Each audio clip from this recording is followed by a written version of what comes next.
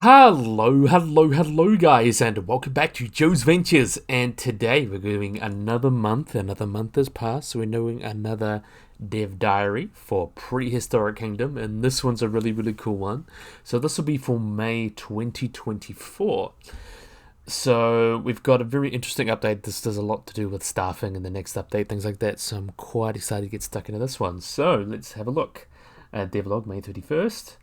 Here we are. Welcome to May's development update. In this blog post, we'll be detailing our current progress on update 11 and talk about our plans for the next few updates. So you can see a little teaser of the update there. You can see some people there. And really awesome. Now we've got zookeepers. So you can see you've got the PK logo there, and got the really wonderful gloves there, and coming next to our Plateosaurus. So looks so awesome, doesn't she? Really awesome. So they'll be coming to the Plateosaurus and staff will be coming to update 11 public testing branch soon. So PTB stands for public testing branch. So the next public testing branch release will include access to an early version of staff gameplay featuring labourers and keepers. Their visuals are still a heavily work in progress, featuring non-final animations and materials, but their gameplay is mechanically functional.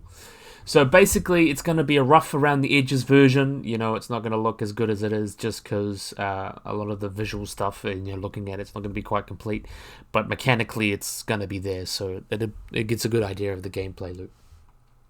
So although we've explained how staff and logistics will work in a previous dev diary, we'll quickly go through them again with the new in-game screenshots and GIFs, so we'll just go over that again. So update 11, we've got staff and logistics. So now we've got the loading bay. So it all begins with the loading bay, a module that imports resources for animals and guests. This building can only hold a small amount of items, relying on staff to distribute supplies throughout the park. So basically, this is where all your supplies come in. This is very similar to like the original, OG PK, like dock. You'd have import things to use. So you can see this is the stuff that you get a little truck there, a few docks. So this is where you'll be able to get things to use for the park, so animal food, stuff for the guests or everything. So lots of stuff. So when resources have been collected by staff, a truck will depart to replace your missing inventory, returning later in the month. Downtime billing deliveries can be improved by purchasing up to 2 additional trucks per loading bay. So this basically means you can grab more stuff. And you see the truck's gone off, disappeared, and then comes back, parks up. Quite cool. And in storage, so since the loading bay can run a room, you'll need to eventually expand into your storage. So storage modules for goods and produce can be strategically placed throughout the park to shorten delivery times in the long term. So you've got to be very strategic about where you place these storage areas. You can see this is quite a big one. This is a good module. You can obviously design your storage area around it. A lot of these are modular, so you can design your own buildings. And this will be very good, especially because having such big animals in like a big park or safari park, they're going to need a lot of areas around the park where they can store things, where you can go, guests can get to them, not guests, staff and keepers and things like that can get to them quite easily because it's such over a huge area since we're having such large animals. Even like modern zoos or normal zoos have that kind of problem because they can be multiple acres in size, so you need to be strategic about where you need to place things and things like that. But yeah, really cool. So you got the smaller one and you got your really big one. So in Prehistoric Kingdom, this is a physical process. So laborers will walk from the loading bay to the storage modules, transporting the required goods, and there's no global park-wide resource pool, so each storage building has its own internal stock and demands physical interaction with a labourer or keeper in order to retrieve this resource. So basically, it's not going to just be a storage place, and you have to be smart about it because the labourers have to physically grab the equipment and then take them back. It'd be cool that if we can expand this to trucks and things, instead of just having people carrying stuff around all the time, we could potentially have trucks and utility vehicles and things like that to help carry around stuff around the park, like a lot of modern zoos, especially larger safari parks, would do. But it's, as I mentioned, a lot of the stuff is not final. This is just the basic gameplay, so you get a feel for how it plays. But still cool, really cool. So players can selectively block certain resources types when selecting a storage module, allowing you to use Fleximise to how customized how the things are stored without having to clinically micromanage everything. So blocking a resource that's already in storage will have it removed by a labourer. So you could, yeah. So if you want to have, let's say you put this next to a restaurant and you just want to store certain things like a lot of food, you'd be able to bring that there because you have an extra restaurant. If you have a big safari enclosure with all sorts of large herbivores and you want to store lots of food for them, you could have a large, storage area next to them and sort it out. So that's a great thing. So you can just allows flexibility with what you want to do because it's going to take a lot of storage, especially around the park. So you got to be smart about it. So it's got to store. Okay, now we've got labourers. So you can see that the labourer's primary role is to transport resources around the parks, taking meals and merch from the loading bays or good storage in order to restock kiosks, restaurants and gift shops so that visitors have products to buy. So basically, they, move around all your guest stuffs, like your t-shirts and your food and imagine once you get bigger, you might have to get like frozen trucks and things like that, so that'd be quite cool. So these staff members are able to take the responsibility for moving resources between storage modules, and they like to move it. So you can see here she is probably going off to grab something while she's going past the T-Rex enclosure. Really, really awesome fence design, and obviously really, really awesome PK T-Rex. So keepers will take produce from the loading bay, storage modules, or produce stations. So they'll take pretty much produce, and they'll enter habitats via the new staff gate and restock feeders, providing your animals with food. So basically what they do in a normal zoo, make sure your animals got enough food. You can see a work in progress refill below, and we intend to make keepers push wheelbarrows once it's all finished. So, put that there. So that'll be quite cool. You got wheelbarrows, zookeepers use a lot of wheelbarrows or buckets. I use a lot of buckets at work because we don't have animals that big. We usually just use lots of buckets or trolleys and things like that. So just a lot of things you can carry things. Makes sense with the scale of animals. A lot of them will be using wheelbarrows. Still quite cool. And really cool animation. You can see she's just loading that off with food. She walks off, and then you can have a look back again at the gate. Opens up. It'd be cool if you had a little bit of a design, like maybe like an airlock where you have two or something like that. That'd be cool to have like that kind, because a lot of zoos, especially with bigger animals or smaller animals, like if you have aviaries and things like that, usually have what's called an airlock or a standoff. That's just two, and you have a little area in the middle in between to put people, or if you're carrying a wheelbarrow or something, you put it in there just to make double sure that the animals can't get out of the enclosure. It'd be cool to have something like that, but quite cool. And seeing staff running around the exhibits really gives us an appreciation of how big these animals were and highlights how massive their feeders are. So you can see we've got a Brachiosaurus pair in here, and you can see our little keeper going up to their sauropod feeder, and this just illustrates how massive they are. So you can see he just barely even comes up to their knees. In real life, I'm not sure you would let keepers walk like that into a Brachiosaurus paddock. We wouldn't even let them walk into a giraffe paddock like that, because very much at risk of getting kicked or hurt by an animal much larger than you. So in real life, this would probably be grounds for getting fired, but still cool. It'd be cool to for larger enclosures, especially since you have to service sauropods. I think it'd be cool to have larger vehicles, you could drive in and potentially use them to pick up poo and restock feeders. So like a large utility vehicle, I think that would be quite cool.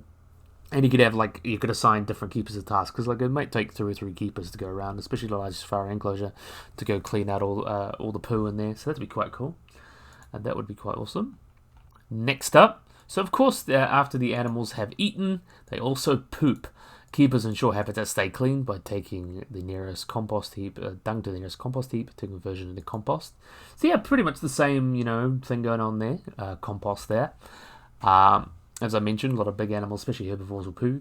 You take it to the compost, and I think that's a great way to do it. I think that's adds to it, and it'd be cool to go in the enclosure, especially in the morning. Most zoos will do most of the cleaning in the morning before the park opens. So just go out and clean the poo and everything, and you should be right. So we've got produce stations. So let's have a look at the produce stations. So compost is delivered to produce stations by labourers, and it is with these modules that players can grow their own food supply, converting compost into edible plants, fruit, meat, fish, and insects for their animals. So you can see here's a bunch of produce stations, different types of different things. You can see insects, fish, fruits, veg, I believe. I think it's fruits and veg. Plants, fruits, so plants and fruits. Things like that. So fruits will probably be a little bit better for animals that are frugivores, animals that are frugivores rather than, large plant eaters. Meat, fish, that's obviously going to have stuff for meat, fish, all that stuff. So quite cool. Without compost, produce stations will continue to generate food, but will do so at a heavily reduced rate. So you need a decent amount of poop to keep things going, but the gains are worth it. So, investing in that good compost, because if you got lots of big animals, they're going to be making a lot of poos. So using that can really help. So I think it really ties everything in together. So final thoughts. So once staff goes live in the public testing branch, we'll be taking notes on balance while development continues on update 11. We aren't expecting to have them absolutely perfect out of the gate, and there's a lot of work still to be done on guiding players through this entire system. So one of the funny quirks that staff currently have is that they'll freely navigate wherever they want. They'll always take the quickest path to their destination, even if it means going off-road. This is something we'd obviously like to improve, but regardless, they get the job done, even if it means wandering to the desert for now. So yeah, as I mentioned, it is very much rough around the edges, but that will sort it out. So you can see she's going out on the road again, in the middle of nowhere, but that's still quite cool, and running around it as well. And another thing we'll also like to quickly draw attention to is the staff gates. So these are modular objects that can use anywhere, and they're not exclusive to fences. So that means you can create functioning staff-only areas, which can be essential for maintaining high park beauty. So basically, you can have a big wall that you can't see all the behind-the-stage things, and then you have staff gates, so you can put it right close to people, and they can get in and out quite easily. So that's quite cool. On that note, though, we absolutely love seeing staff move around the zoo. It completely changes how we build and makes us want to spend more time constructing backstage areas, which is always cool. I always love backstage areas in zoos. It's so interesting to me as well, working in them. So you can compare. I've actually had an assignment when I was doing my zookeeping course. I went to a zoo and looked at different kitchens around the place and compared them, like some were new, some old. A lot of zoos are kind of hodgepodge, both new and old. So yeah, that was quite cool. So improved update 11, we've also got improved modular group UI. So as part of our original UI improvements, we've completely revamped the interface for selecting modular groups and items. It's refreshed, minimalized, and highly contextual to the group's contents and selected pieces. So clicking on a group now shows all the modular information inside, allowing players to easily view things in the loading bay contents, storage modules, or change in animals' information signs, which is cool. You can also collapse each widget individually or hold the shift key to collapse all the widgets together. So you can see that looks a little bit better. So that's the group going on. 20 pieces. And this is a demonstration. So close that all up and open it up again.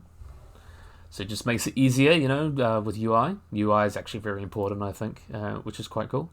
And these widgets will show up while editing a group too. Simply select the item you want to view and the widget will appear, exactly like the group menu, no more jumping back and forth. So just, especially UI in a game like this where there's so much clicking and things, it's so easy to good UI is so important because it means if you have to click through so many menus and things, it just makes the experience a slog. But making it nice and fun and easy is always, the goal. So yeah, really, really cool. That's one of Planet Zoo's biggest problems, I think, is the UI. It's not very streamlined, but luckily PK is really trying to remedy that. And it's really cool as well. While selecting a group with lights, you're able to access a brand new lighting tab. From here, players will have the option to permanently toggle their lights on, regardless of time of day. So indoor exhibit players rejoice, so you'll be able to have lights inside. I really like the idea of using this for nocturnal houses. That'd be so cool. I'd really love the idea of doing some of those. Since where I work, we have a lot of nocturnal houses, so I'm quite interested to try and replicate some enclosures with that. I think you could have some fun with that as well. So it'd be good for indoors as well. People that like to make really fancy indoors, that's going to be quite cool. So update 11 as well, we've got the Paleopedia. So since the last dev diary, we've added to the Paleopedia to the public testing branch. This can be accessed at any time from the left side of the menu, making for perfect habitat construction or learning more about your creatures. So you can see as well, we'll just have a look at that there, and you can see we've already seen that. So you can see this is about Elasmatherium. Suggest a social group, 1 male and 1 to 2 females. Paddock, shows you the size, fence grade, biomes, minimal and you see one there. How cute is that? And for the home page, players can filter the screen results by biome, time period, continent, diet, and even animal size. So if you want to filter different animals, so let's say if you want to filter what's from the Jurassic of Africa, that is a meat eater, and is large, or you could say giant, or whatever, however they divide it. So you can able to look at animals. So if you're looking for something, let's say you have a stegosaurus, and you're like, okay, I want something that lives in the same time and place as it. So I can say, okay, I'm looking for stegosaurus. I want to have an animal that's lives in the same place, same time. So Jurassic, North America. Okay, that leaves me with Diplodocus and Dryosaurus, things like that. So yeah, it really is a cool way to filter. I think quite cool. In the future, we'll be expanding the Paleopedia to include articles for dig sites and eventually paleobotany. I'm really excited for paleobotany. That's going to be so awesome. We can create super paleo-accurate habitats because paleobotany is quite interesting. It's important to learn more about our prehistoric world, and we hope the Paleopedia can be a resource for that with time. So it'll be really cool to use that as well. I'm really excited to see how that's going to evolve in the future because it's a great way to learn. And update learning as well, you can see we've got some detail maps. So as a small improvement to the animal visuals, we've added detailed maps to almost every species. This is a subtle layer of bumpy skin and scratches that sits atop of existing art assets. And it's not really a notable at a distance, but it helps greatly when observing animals up close. It just gives them a little bit more texture. So you can see the animals already in game. Looks really, really nice. Just adds a little bit more life to them, especially on this one here. I believe that's Triceratops. Looks quite nice. Definitely a big fan. So update 11. What's left? It's a lot. What's left? So beyond the expected polish needed for staff, there's a few things we'd like to do. For one, we'd like to do a lot of work on funneling, such teaching players about the new mechanics. We'll be designing a new help menu with updated articles to detail how everything in the game works, and we'll also be revamping the game's notification system to detail how everything in the game works, and we'll be revamping the game's notification system to be more helpful, providing suggestions and better information about what's wrong. So that's going to be really cool. In terms of staff, we still need to implement cashiers, and there's a focus on balance until we're out at public testing branch. So keep an eye on your socials, and then we'll find out when update 11 will be ready. I'm really excited to see how this goes because this is the first big mechanic, added to it. So like mechanics, that's quite cool. So the future, what's coming in the future? Update 12. So update 12 will be a content-focused release, acting as a development buffer while we work on update 13. It's going to include new map, building theme, and include 3 animals: Apatosaurus, Brontosaurus, and Hell Creek's very own Arbortank and Kylosaurus. So I've already seen Apatosaurus and Brontosaurus, which are pretty much the same. We've got Ankylosaurus, so a really, really awesome skin. I'd really love if they added something like the Saurian skin, because I just love that, like, kind of bright colors. It's really, really nice. But yeah, I really like the skin. It does look quite nice. And Ankylosaurus is just such a cool animal. How can you know about Ankylosaurus? It definitely deserves all the love it gets. So the update will also focus on making visitors smarter and utilize our suite of new animations to make guests feel more lively. We've had to a greater animation tech from update 11, so it would be great to properly stretch its muscles here. And as a continuation of staff management, we'll be adding a new mechanic, messages. So that'd be cool. Through the menu, players will be able to negotiate employee salaries, try to keep staff on board, and interact with the administration team. We feel like this will be great to humanize staff and make their lives more than just UI elements, so check the art below. So you can see administration is like monthly summaries, and you got Nigel there as well. Keepers, this I can relate to my manager here, it's like, hey, I got a text, I'm sick, or, I want to raise, things like that. So it's something that you can, discuss and things like that. You see keepers resigned, talk about salary, you need a bit of an increase or decrease, depending if you can afford it. One of those things. Really, really cool. And monthly summary. So, hi, hope you're all well. I've attached the perm bomb as well. It looks good. Okay. Look at that. I love that. It's just such a funny message. I love it. So it's some cool concept art. Really, really awesome. In Update 13, you can see, like Update 11, Update 13 will be a large mechanical update focusing on the animals. So if you're an animal lover, you can't not be with a game like this. You're going to be getting a lot of animal updates, so this is going to be quite awesome. We're aiming to improve their AI and behaviors with awareness, sociality, and herding. There's not much else to say at this stage, but we can't wait to share more. So the dinosaurs will be getting a lot of love. So the staff and other mechanics are getting a lot of love. Next it'll be the dinosaurs. So I'm very excited to cover that when it comes along. But we've got the community spotlight now. We can see this really nice exhibit for Dilophosaurus. Really like that fence there and this nice viewing area. Really just stupid good designs in this game. Like, you cannot lose It's really hard to make bad things in this game. A nice picture by Lucy27257. Really nice Triceratops there. Really, really awesome. So that looks like, I'm pretty sure, is that Horridus? Oh, I don't know this. I can't remember the species off the top of my head anymore. And the skins are that seems like Horridus because it's got like this small nasal horn. Anyway, created by F95's Mo. We have also got this really nice botanical garden little going on here. You know, a little bit of a topiary of, you know, Allosaurus, and really, really nice. So yeah, really nice little garden. Really does fit their game. Really awesome. So thank you for reading May's Dev Diary. We cannot wait for you to finish Update 11, and even in its current stage, you can see it coming together, so everything's starting to come together. The team especially feels like this with the next few major updates, the gameplay will really start to feel cohesive, thanks to ongoing UI revamps and continued development into management mechanics. So that comes from the PK team. So yeah, that's a really, really awesome one. I'm definitely a big fan of this. I love what's coming, especially the staff updates. Kind of really awesome to see, like, because I know how much people love zookeepers, and I'm a zookeeper myself, so I'm really excited to see some stuff, you know, improve. Really, really awesome. I especially just love this image. Look at, like, seeing the guy next to the Brachiosaurus. It's just, how cool is that? So yeah, definitely excited for this update. Cool to see some mechanics. It's like the biggest thing a lot of zoo games lack is really good mechanics, especially Planet Zoo. So it's really cool to be able to get this one. So PK is really shaping up to be something special. So yeah. So I really, really, really hope you guys have enjoyed this video. I hope you guys like and subscribe. Always remember to hit the little bell icon to get notified about anything. So yeah, if you guys enjoyed this video, hope you guys like and subscribe, and bye-bye.